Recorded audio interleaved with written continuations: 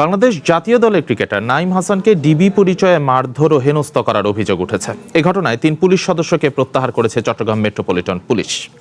এক বিবৃতিতে এ তথ্য জানিয়েছে সংস্থাটি। এর আগে ক্রিকেটার নাঈম হাসান জানান, পরিচয় দেওয়ার পরও খুলশী থানার এসআই শফিকুল ও এক সোর্স তাকে লাঠি ও পাইপ দিয়ে পিটিয়ে থানায় নিয়ে যায়। ওসির কক্ষেও তাকে হেনস্থা করা হয়। সকালে নাঈমের ভাই বাদী হয়ে খুলশী থানায় একটি মামলা করেন। পুলিশ জানিয়েছে, ঢাকা চট্টগ্রাম রুটের বিমানে সোনা চোরাচালানের ভুল তথ্য পাওয়ায় এমন ঘটনা ঘটেছে। প্রাথমিক তদন্তে দায়িত্ব পালনের ক্ষেত্রে অপেশাদার আচরণের অভিযোগ পাওয়ায় সংশ্লিষ্ট পুলিশ সদস্যদের বিরুদ্ধে তাই তাৎক্ষণিক প্রশাসনিক ব্যবস্থা নেওয়া হয়েছে।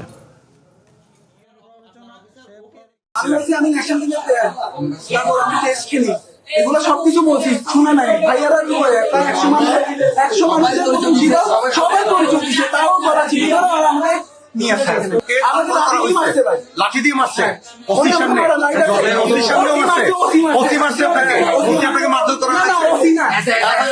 যে ধরছে ও মারছে, আমাকে ওখানে মারছে।